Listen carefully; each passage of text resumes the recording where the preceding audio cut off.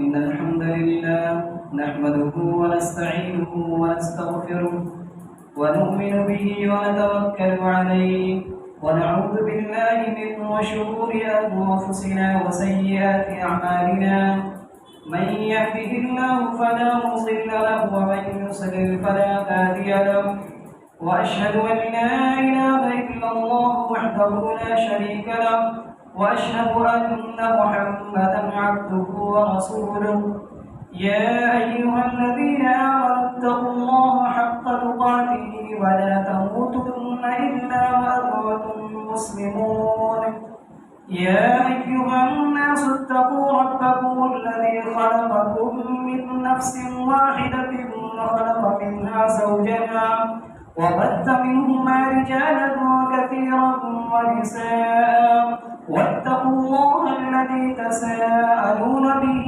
والأرحام إن الله كان عليكم رقيبا يا أيها الذين آمنوا اتقوا الله وقولوا قولا سديدا يصلح لكم أعمالكم ويغفر لكم ذنوبكم ومن يطع الله ورسوله فقد فاز فوزا عظيما أما بعد فإن أصدق الحديث كتاب الله وخير الهدي هدي محمد صلى الله عليه وسلم وشر الأمور محدثاتها وكل محدثة بدعة وكل بدعة ضلالة وكل ضلالة في النار فأعوذ بالله السميع العليم من الشيطان الرجيم بسم الله الرحمن الرحيم ليس البر أن تولوا وجوهكم قبل المشرق والمغرب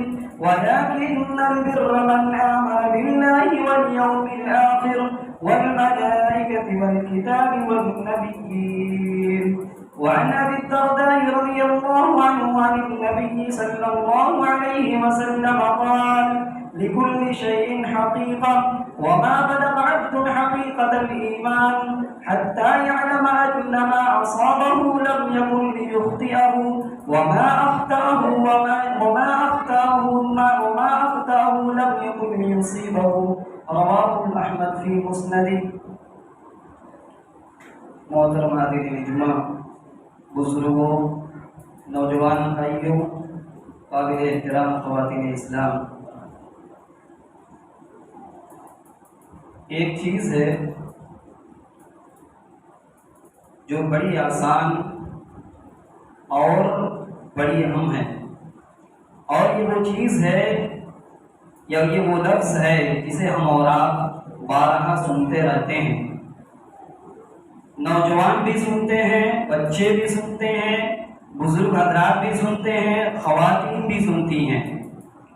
چیز اہم ہے اور بالکل آسان ہے. سوال یہ ہے کہ وہ چیز ہے کیا، اس کی حقیقت کیا ہے، اس کی سچائی کیا ہے، آخر کیوں اس کی اہمیت شریعت اسلامیہ کے اندر بہت زیادہ ہے. وہ چیز، وہ لفظ ایمان ہے. ہم میں کا کوئی بھی آدمی ایسا نہیں ہے جو اب تک یا بار بار ایمان کا لفظ نہ سنا ہو. آج کسی ایمان کی حقیقت یا ایمان کی سچائی یا ایمان کیا چیز ہے، اس سلسلے میں ہم گفتگو کریں گے. ایمان عربی زبان کا ایک لفظ ہے. اس کا معنی کیا ہوتا ہے؟ ایمان اگر آپ لغت میں دیکھیں گے، ڈکشنری میں دیکھیں گے تو کہا جاتا ہے الایمان هو التصدیق. ایمان کا مطلب ہوتا ہے تصدیق کرنا، سچ جاننا، سچ ماننا. شریعت میں، دین اسلام میں ایمان کس کو کہتے ہیں؟ شریعت اسلامیہ میں ایمان 3 چیزوں کے مجموعے کا نام ہے. اگر 3 چیزیں نہ پائی جائیں تو کسی بھی انسان کا ایمان مکمل نہیں ہو سکتا. کہا گیا الاقرار باللسان والتصدیق بالجنان والعمل بالارکان. ایمان کا مطلب یہ ہے شریعت اسلامیہ میں کہ آدمی زبان سے اقرار کرے، زبان سے گواہی دے اور دل سے اس کو سچ جانے، سچ مانے. اللہ ہے زبان سے بھی اقرار کرتے ہیں، دل بھی گواہی دے، دل کے اندر بھی اقرار ہو، دل بھی سچا مانے کہ اللہ موجود ہے، اللہ کا وجود ہے، اللہ خالق کائنات ہے، اللہ تبارک و تعالی ہی دنیا کے نظام اور قانون کو چلانے والا ہے۔ آدمی اللہ کے وجود کو زبان سے بھی اقرار کرے اور اسی طریقے سے دل سے اس کو سچا جانے۔ پھر اسی طریقے سے ایمان کے جتنے ارکان ہیں قرآن آیات میں اور نبی کریم صلی اللہ علیہ وسلم کی حدیث میں، دونوں آیات کو یا قرآن آیات کو اور احادیث کو ملاتے ہیں تو ایمان کے 6 ارکان بنتے ہیں۔ یعنی ایمان کے جو ارکان ہیں، 6 ارکان کا آدمی زبان سے اقرار کرے اور دل سے اس کو سچا جانے۔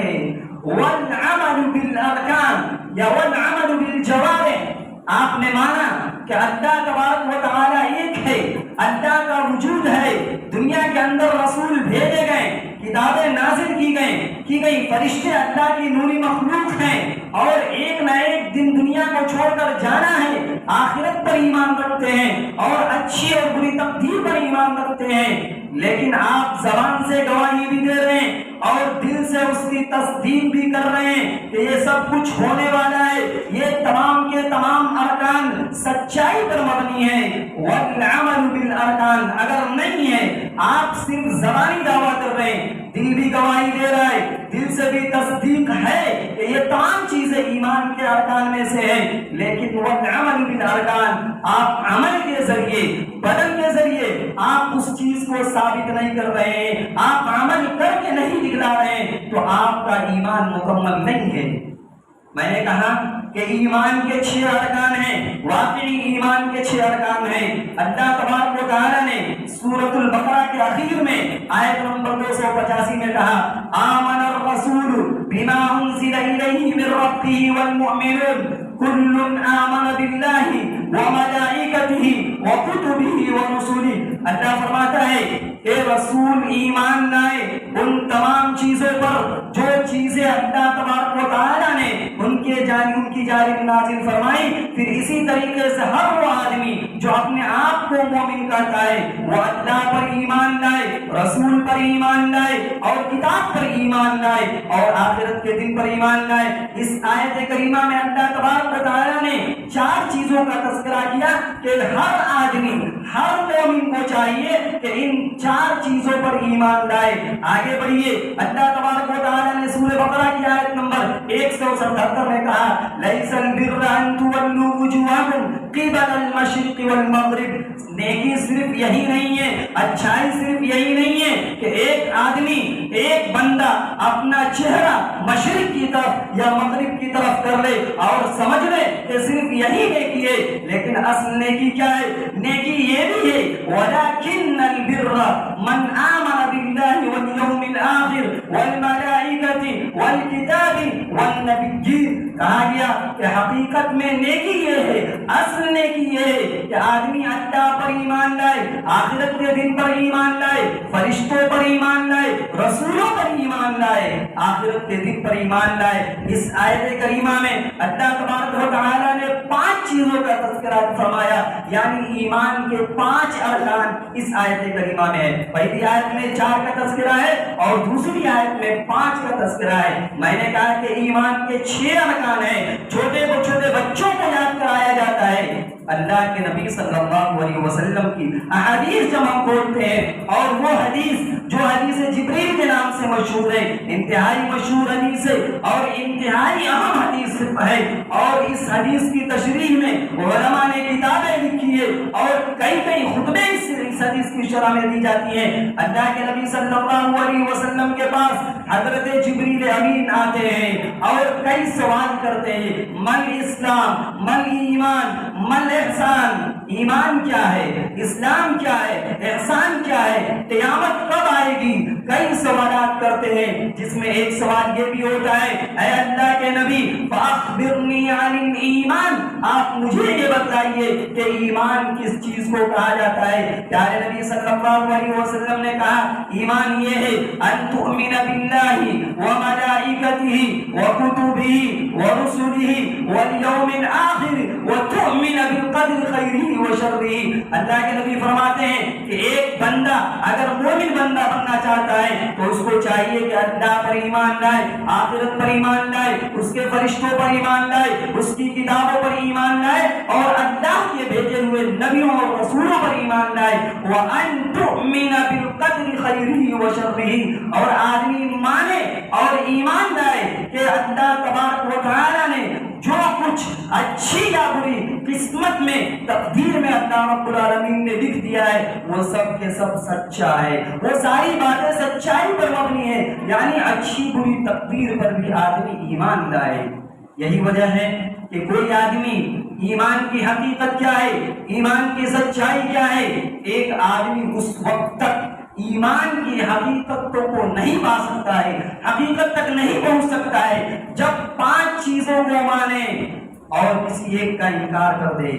ایک آدمی 5 چیزوں کو مانتا ہے یا ان 6 چیزوں میں سے 5 کا اقرار کرتا ہے اور ایک کا انکار کرتا ہے. انکار تو دور کی بات ہے، اگر ان 6 چیزوں میں سے کسی بھی ایک چیز کے بارے میں ذرہ برابر بھی ڈاؤٹ اور شک کرتا ہے، ایمان سے نکلنے میں اس کو ذرہ برابر بھی دیر نہیں لگے گا. کسی عالم کے پاس، کسی مولوی کے پاس، کسی مفتی کے پاس فتویٰ پوچھنے کی ضرورت نہیں ہے. اگر ذرہ برابر بھی شک کر لے، ذرہ برابر بھی انکار کر دے، ڈائریکٹ وہ ایمان سے باہر چلا جائے گا.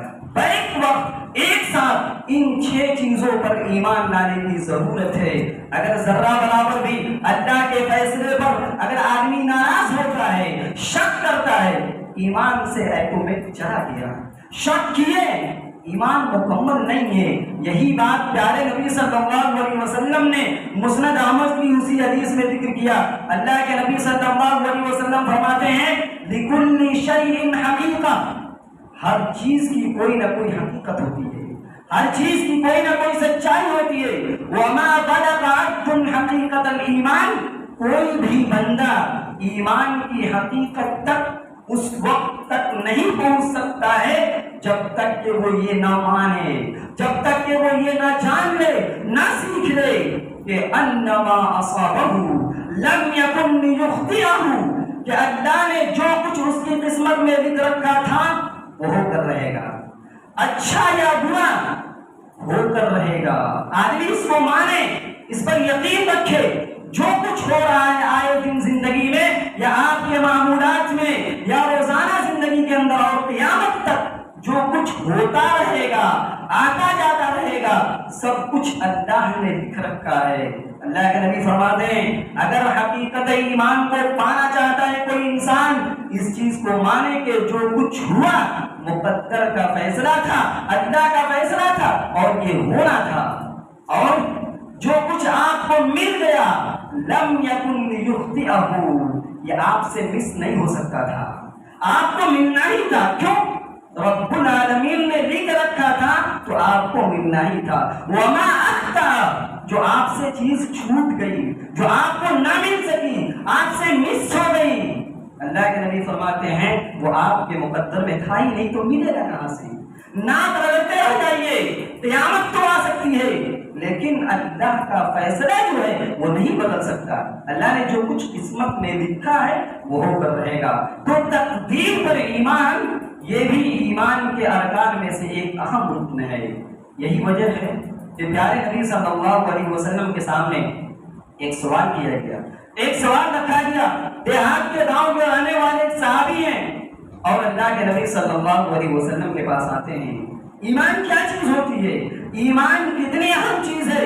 پیارے نبی صلی اللہ علیہ وسلم کے پاس آتے ہیں اور کہتے ہیں اللہ کے رسول میں گاؤں کا رہنے والا ہوں، دیہات کا رہنے والا ہوں، جو بات آپ بتلائیں مختصر بتلائیں اور اہم بتلائیں اور مجھے دوسروں سے پوچھنے کی ضرورت نہ پیش آئے، اتنے سادے الفاظ میں بتلائیں کہ میں اس پر عمل کر سکوں، اس کو مان سکوں، دوسروں سے پوچھنے کی ضرورت نہ پڑے. سفیان بن عبداللہ الثقفی ہیں، صحیح مسلم کی روایت ہے. پیارے نبی صلی اللہ علیہ وسلم کے پاس آتے ہیں اور سوال کرتے ہیں قُلْنِي فِي الْإِسْلَامِ قَوْلًا، اے اللہ کے نبی اسلام کے سلسلے میں، اسلام کے بارے میں مجھے کوئی ایسی بات بتلا دیجئے لا اسأل عنہ احدا بعدک، ایسی بات بتلا دیجئے کہ آپ کے بعد کسی دوسرے سے پوچھنے کی ضرورت نہ پڑے۔ آپ صلی اللہ علیہ وسلم مزاج سمجھ گئے۔ آپ صلی اللہ علیہ وسلم نے دو الفاظ کہیں اور دونوں انتہائی جامع کہیں۔ اللہ کے نبی نے کہا قل آمنت باللہ ثم استقم، قل آمنت باللہ ثم استقم۔ نبی صلی اللہ علیہ وسلم کی زبان مبارک سے جو الفاظ نکلتے تھے الفاظ مختصر تھے، معانی بہت زیادہ ہے۔ اللہ کے نبی کہتے ہیں اللہ کے بندہ قل آمنت باللہ، تو کہہ دے کہ میں اللہ پر ایمان لایا، اللہ کو مان یعنی مکمل طور پر ایمان لا دے، ثم استقم، اور اسی پر جم جا، اسی پر ٹک جا، اسی پر بس کر۔ آج تو دعویٰ ہے ہمارا ہم سب سے پکے مومن ہیں۔ کہاں سے ہیں؟ کس اعتبار سے ہیں؟ آپ ثابت کر سکتے ہیں؟ اللہ کے نبی فرماتے ہیں قل آمنت باللہ ثم استقم، کہو میں اللہ پر ایمان لایا پھر اس پر جم جاؤ۔ زبانی دعویٰ سبھی کرتے ہیں، اللہ کے نبی کہتے ہیں کہ زبانی دعوے سے کام نہیں چلے گا۔ ایمان لا چکے ہو پھر ایمان کے جو تقاضے ہیں، جو ایمان مومنوں سے ڈیمانڈ اور مطالبہ کرتا ہے اس کو پورا کیا جائے۔ کلمہ توحید کے اقرار کون نہیں کرتا ہے؟ کون آدمی نہیں کہتا ہے کہ مجھے لا الہ الا اللہ نہیں آتا ہے؟ ہر آدمی کہتا ہے کہ مجھے کلمہ توحید یاد ہے، لیکن وہ کلمہ کیا چاہتا ہے؟ ایمان کیا چاہتا ہے؟ ثم استقم، ایمان تو یہ چاہتا ہے کہ ایمان لانے کے بعد اس کی حفاظت کی جائے، اس پر جمع جائے۔ میرے بھائیوں، ایمان بہت بڑی دولت ہے، ایمان دنیا کی سب سے عظیم نعمت ہے۔ ایمان نہیں کچھ نہیں، ایمان اگر نہیں ہے تو بدن مردہ لاش ہے، بظاہر آپ زندہ ہیں مرے ہوئے ہیں، اگر ایمان نہیں ہے۔ ایمان اتنی اہم چیز ہے کہ اگر ایمان نہیں ہے، نیکی کر رہے ہیں، نیکی بڑی سی بڑی نیکیاں کر دے، اگر ایمان نہیں ہے تو جنت نصیب نہیں ہوگی۔ عن ابی ہریرہ رضی اللہ عنہ قال قال رسول اللہ صلی اللہ علیہ وسلم یا بلال قم فأذن لا يدخل الجنة إلا مؤمن وإن هذا الدين وإن الله لا يؤيد هذا الدين بالرجل الفاجر، رواه البخاری فی کتاب القدر۔ حضرت ابو ہریرہ فرماتے ہیں کہ پیارے نبی صلی اللہ علیہ وسلم نے حضرت بلال رضی اللہ تعالیٰ عنہ سے کہا اے بلال آپ اٹھیے، کھڑے ہو جائیے اور لوگوں میں اعلان کر دیجئے، لوگوں کو بتا دیجئے۔ کیا بتا دیجئے؟ جس بات کا اعلان کر دیجئے، اعلان یہ کر دیجئے لا يدخل الجنة الا مؤمن، جنت میں صرف مومن جائیں گے، جنت میں صرف مومن ہی جائیں گے۔ ظاہر سی بات ہے جنت میں داخلے کے لیے ایمان ضروری ہے، تو ایمان انتہائی اہم ہے۔ پھر آگے اللہ کے نبی فرماتے ہیں وَإِنَّ اللَّهَ لَيُؤَيِّدُ هَذَا الدِّينَ بِالرَّجُلِ الْفَاجِرِ، اس میں نصیحت ہے ان لوگوں کے لیے جو دعوت و تبلیغ کی راہ میں ہیں، ایک دوسروں کو نصیحت کرتے ہیں، وہ فخر نہ کرے، وہ غرور نہ کریں، وہ گھمنڈ میں مبتلا نہ ہو کہ سب ہم ہی کام کرتے ہیں، دعوت کا کام ہم ہی سے ہوتا ہے، قرآن و سنت کے پیغامات ہم ہی آگے بڑھاتے ہیں، ہماری ہی نصیحت قبول کر کے لوگ حق کو قبول کرتے ہیں۔ یاد رکھیے اللہ کا دین ہے، اللہ کی شریعت ہے، اللہ کا قانون ہے، اس شریعت کو، اس دین کو اللہ ایک گناہگار بندے سے بھی کرا سکتا ہے۔ اس دین کا پیغام، اس دین کا میسج اللہ ایک گناہگار بندے سے بھی کروا سکتا ہے۔ اللہ کے نبی فرماتے ہیں وَإِنَّ اللَّهَ لَيُؤَيِّدُ هَذَا الدِّينَ، اللہ اس دین کی مدد ایک گناہگار آدمی سے بھی کرا سکتا ہے۔ لہذا داعی حضرات کے لیے، مبلغین کے لیے نصیحت ہے کہ غرور میں مبتلا نہ ہو۔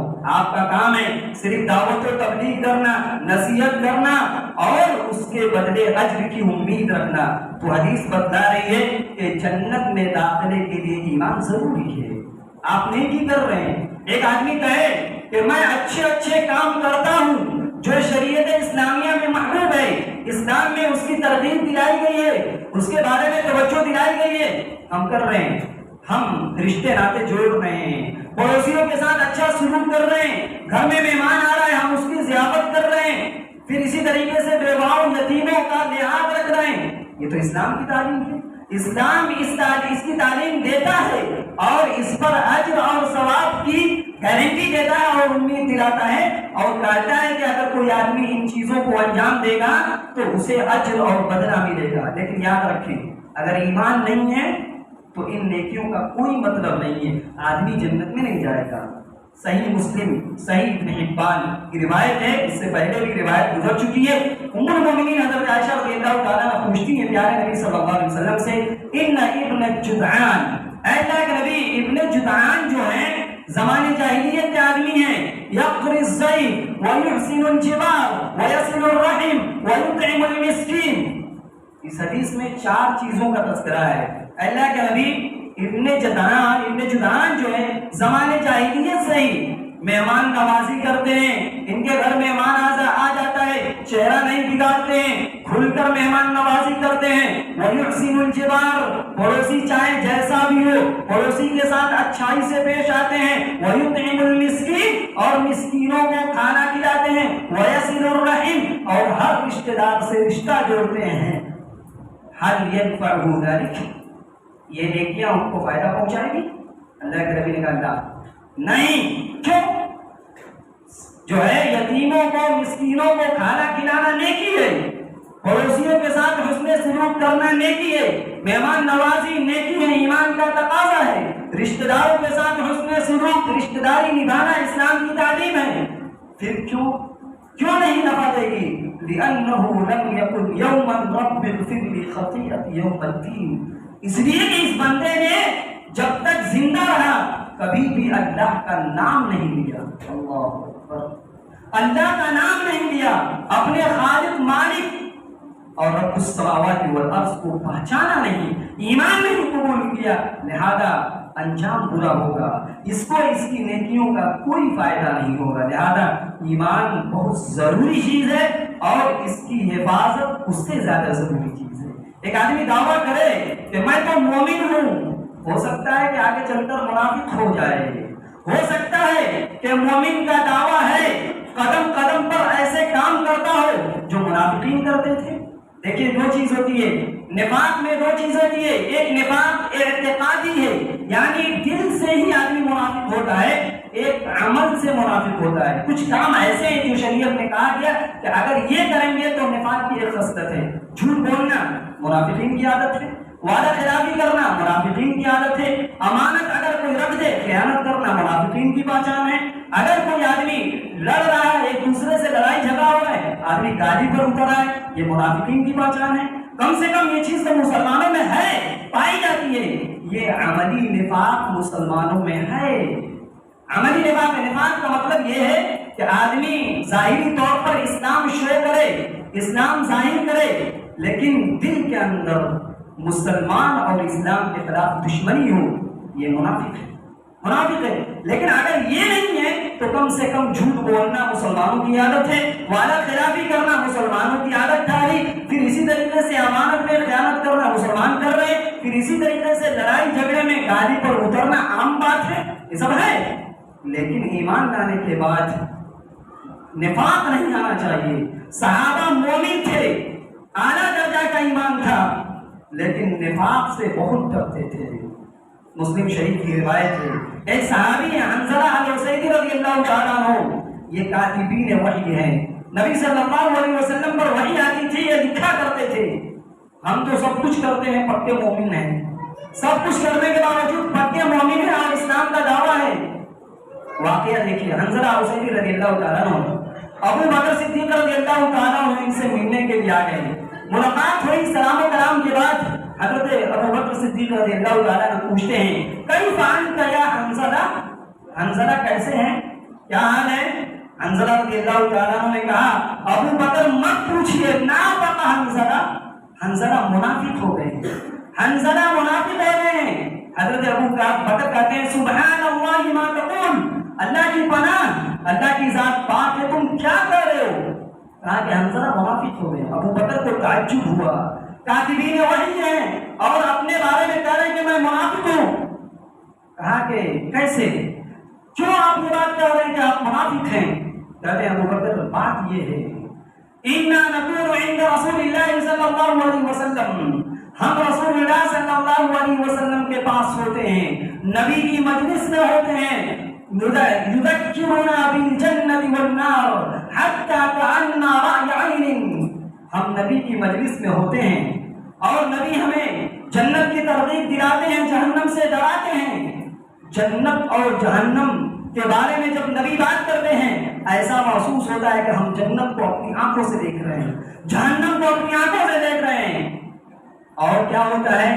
لیکن جیسے ہی نبی کی مجلس سے ہم نکلتے ہیں عافسنا الازواج والاولاد والضیعات، جیسے ہی گھر پہنچتے ہیں بیوی بال بچوں میں مشغول ہو جاتے ہیں، گھر کے کاموں میں بزی ہو جاتے ہیں. فنسینا کثیرا، نبی کی مجلس میں جو بات سنی ہوتی ہے سب دھیرے دھیرے بھول جاتے ہیں. ابو بکر صدیق رضی اللہ تعالیٰ نے جب یہ بات سنی کہا فواللہ اللہ کی قسم انا نلقى مثل هذا، ہم بھی یہ چیز اپنے اندر پاتے ہیں. اے حنظلہ یہ صرف آپ کی بات نہیں ہے، یہ آپ کا میٹر نہیں ہے، بلکہ یہ چیز ہم بھی محسوس کرتے ہیں. ہم بھی جب نبی کی مجلس میں ہوتے ہیں جنت و جہنم کا تذکرہ ہوتا ہے، ایمان بڑھ جاتا ہے، ایمان تازہ ہو جاتا ہے. پتہ یہ چلا دینی پروگرام، دینی دروس، دینی مجلس اور دیندار لوگوں کے ساتھ بیٹھنے کا فائدہ یہ ہے ایمان تازہ ہو جائے گا. ہم تو آدھے گھنٹے کے لیے تیار نہیں ہوتے ہیں، اللہ کے واسطے تیار رہیں، آئیں قرآن و سنت کی باتیں سنیں اور واقعی خود دل پر ہاتھ رکھ کر آپ فیصلہ کریں آپ کا آدھے گھنٹے میں کچھ معلومات ہوتی ہے یا نہیں ہوتی ہے، ایمان تازہ ہوتا ہے یا نہیں ہوتا ہے. دونوں چل دیے اللہ کے نبی صلی اللہ علیہ وسلم کے پاس، دونوں چلے گئے اللہ کے نبی کے پاس. حنظلہ بے چین تھے اپنے بارے میں، نبی کریم صلی اللہ علیہ وسلم کے پاس جانے کے بعد فوراً یہی کہتے ہیں اے اللہ کے رسول نافق حنظلہ، حنظلہ منافق ہو گئے ہیں. اللہ کے نبی فرماتے ہیں وما ذا، ہوا کیا ہے، بات کیا ہے، کیوں ایسی بات کر رہے ہو؟ کہا اللہ کے رسول ہم آپ کی مجلس میں ہوتے ہیں، جنت و جہنم کی بات آپ کرتے ہیں، ایسا محسوس ہوتا ہے کہ ہم جنت کو دیکھ رہے ہیں، جہنم کو دیکھ رہے ہیں. آپ کی مجلس سے جیسے ہی نکلتے ہیں ساری نصیحت ہم بھول جاتے ہیں. یہ چیز ہمیں اس بات پر مجبور کر رہی ہے، ہم یہ محسوس کر رہے ہیں کہ ایسا لگتا ہے کہ ہم منافق ہو گئے ہیں. اللہ کے نبی نے کہا نہیں، انہم تدومون علی، اللہ کے نبی فرماتے ہیں اگر بات ایسی ہی ہے، سنو اگر معاملہ ہمیشہ کا ایسا ہوتا جیسا تم سوچ رہے ہو، جس طریقے سے میرے پاس رہتے ہو یا دینی مجلس میں رہتے ہو ایمان تمہارا تازہ ہو جاتا ہے. اگر برابر ایمان کی حرارت یہی رہی، ایمان کا معاملہ جو ہے اگر برابر کا معاملہ ہوتا، ہمیشہ ایمان اعلی درجے کا ہوتا تو لصافحتکم الملائکۃ علی طرقکم وفروشکم. اگر ایمان برابر رہتا تو راستے میں چلتے تو فرشتے اتر کر تم سے سلام کرتے، مصافحہ کرتے، تمہارے بستروں پر فرشتے آ جاتے اور تم سے ملاقات کرتے، تم سے ہاتھ ملاتے، مصافحہ کرتے. لیکن سنو، لیکن یا حنظلہ ساعتن و ساعتن و ساعتن، وقت وقت کی بات ہے، وقت وقت کی بات ہے. ہر وقت ایمان کا درجہ یکساں نہیں ہوتا ہے. جنت کی بات سنتے ہو ایمان بڑھ جاتا ہے، جہنم کی بات سنتے ہو جہنم کے بارے میں خوف آتا ہے، ڈر آتا ہے، ایمان اعلیٰ درجہ کا ہو جاتا ہے. دنیاوی جھمیلے میں گھس جاتے ہو آہستہ آہستہ ایمان گھٹتا ہے، کمزور ہوتا ہے. یاد رکھو ایمان ہے لیکن ایمان میں کمی بیشی ہوتی ہے. میرے اسلامی بھائیوں یہ ایمان کی حقیقت ہے، یہ ایمان کی سچائی ہے. ایمان کے بارے میں ہمیشہ ایک مومن کو فکر مند ہونا چاہیے اور چیک کرتے رہنا چاہیے کہ ایمان میرا بڑھ رہا ہے یا گھٹ رہا ہے. ہم اس پر بھی گفتگو کریں گے. اللہ تبارک و تعالیٰ سے ہم دعا کرتے ہیں کہ رب العالمین ہمیں ایمان کی حقیقت اور ایمان کی سچائی کو رب العالمین ہم سب کو سمجھنے کی توفیق نصیب فرما. رب العالمین ہمیں پورے طور پر مکمل طور پر کامل ایمان والا بننے کی توفیق نصیب فرما. رب العالمین ایمان لانے کے بعد ہم سب کو اپنے ایمان کا جائزہ اور ایمان کی حفاظت کرنے کی توفیق نصیب فرما. رب العالمین ہم جب تک زندہ رہیں قرآن سنت کے مطابق ہمیں زندگی گزارنے کی توفیق نصیب فرما. آمین. اللهم ارنا الحق حقا وارزقنا اتباعه وارنا الباطل باطلا وارزقنا اجتنابه. ربنا آتنا في الدنيا حسنة وفي الآخرة حسنة وقنا عذاب النار. وآخر دعوانا أن الحمد لله رب العالمين.